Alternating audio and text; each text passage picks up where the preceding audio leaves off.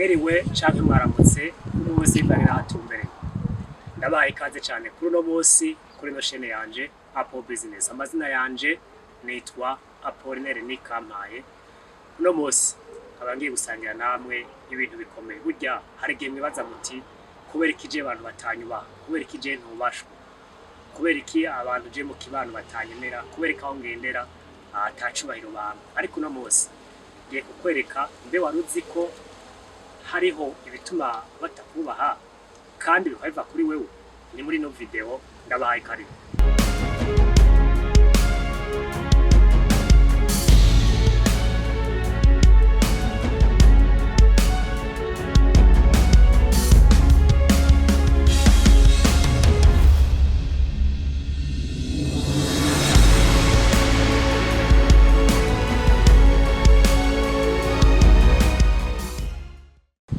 Ikintu cambe kizotuma batakubaha kuvuga amajambo menshi, ugasanga ureko muratera inkuru n'abantu ushaka kumuvuga wenyene ntiwumviriza umuntu.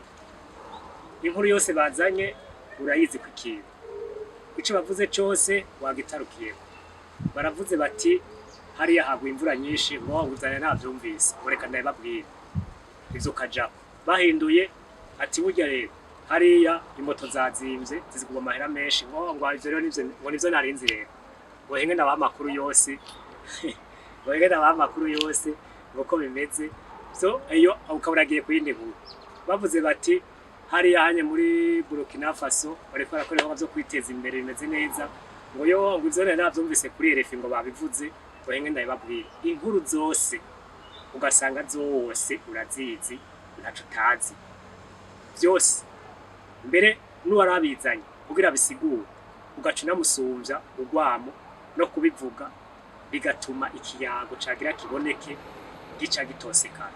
Rero kuba uvuga byinshi, kuba ikintu cyose ugomba kukivuga, kuba utumviriza abantu muri kumuraganira, kuba uri umuntu uciramwe abandi ivyo bariko baravuga ubona ko bashizemo gwawe inkuru uri kuravuga ntunayihiza ukayicira hagati haje nukacica hagati, bizotuma abantu atacu rero baguha aho baye aho gendera aho terami. Ico ni cyane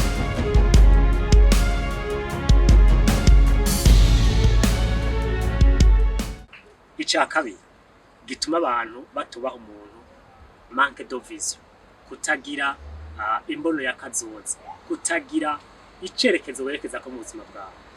Wama wiberenga nushakisha ngo byanke warondeye, nta n'iciyumvira uvuga uti ugashikiza icyumvira abantu bakavuga bati burya Dezi, burya Melchiade, burya Antoine, burya na Michel, abantu ukavuga n'amazina y'abantu rero ndiko ndabakavuga ati nta burya afise, ariko arafise ivyiyumviro.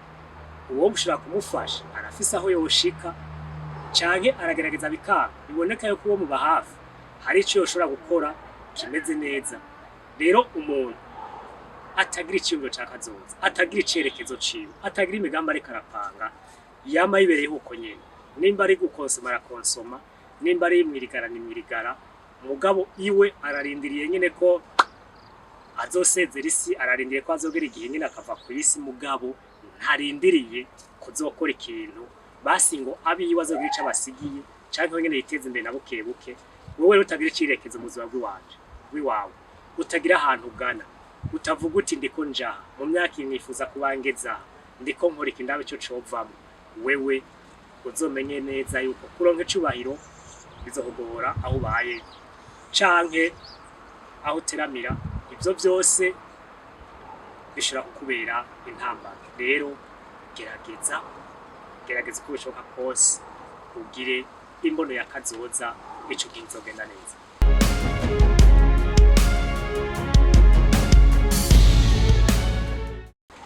Ica gatatu gikunda gutuma abantu bataguha icubahiro, kuba umuntu atifatira ingingo, kuba umuntu ajana n'uwo ari we wese. No vyita nti kujana n'abaje bose canke sinzi ukundi kuntu bivuga. Muransumvye ikirundi hari ukundi kuntu ndazi mwoca uwo mugani bikagenda neza, ivyo ndabizi.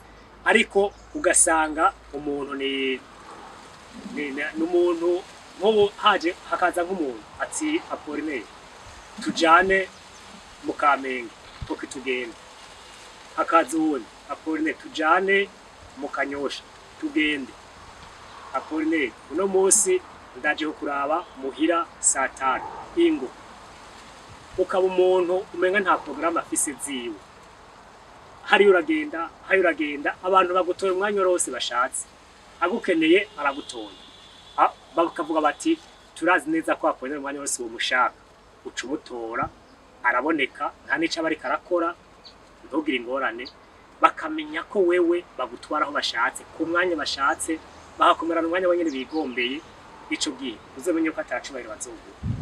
Naho bari umuntu mufitanye agusaba gahunda yuko mubonana, akavuga ati tubonane saa 5, nawe uzoca uvuga uti saa 5 ntibikunda, sindeko ndabigisha mu mbabare, simba ndiko nigisha ibintu vyo kwankana canke vyo kugira, ariko mariko rero kuntu umuntu atokumetiriza atogufata uko ashatse, naho woba ufise uburyo buke mbose n'abagusuzuma, akubara ati tubonane saa 5, naho atacoboye kurakora uzoca umara uti oyaye ahubwo saa 6 canke saa 5:30, kubera hariho turi tuntu uzoba ndiko natunganya uwo mwanya ntiwonkundira, aho bazobona bati bwa bundi yihagararaho, kiretse umvirize neza, kiretse mu bwiza azobagomba kubarira bifitiye inyungu wewe, ugatoza neza ukumva neza uzagomba kubarira bifitiye inyungu wewe, umwanya azoba kubarira uzowemera. Ariko niba inyungu ziriwe canke niba yo gutembera gusa bisanzwe canke mutemberane bisanzwe, umwanya azokubarira ntuzowemere, uzongere ko uwundi mwanya nawe wiwawe. Avuze saa 10 uzovuge saa 11, kiretse mu gihe inyungu ziri iwawe, isaha zovuga ukaba watoje neza kumva yuko inyungu ziri iwawe, uzoce wemera uwo mwanya akubari. Ariko atanyungira iwawe, nawe proposa gwa bavuze ibi vuga ibi, hama mu negosie mugira aho muhureje, ariko nibagutorera aho bashatse umwanya wose ngo bakujana uko bashatse. Ivyo bintu bitatu ukabuzi neza yuko uvuga ibikenewe mu mwanya wavyo, ukumviriza abandi, ukabuzi neza yuko utari njanye n'abaje. Umuntu avuze ati tugenda ukaba wagiye, bagutwara aho bashatse, bagukoresha uko bashatse, ukabuzi neza yuko wewe bavuze iki nawe ushira kuvuga iki, aba mu kanegosia mugaharira mukaganira makamuhurize ku kintu, ico gihe bazoheza bakubaye. Mwakoze cyane kubana nanje muri video, ndabashimiye gose, tuzosubira naho butaha.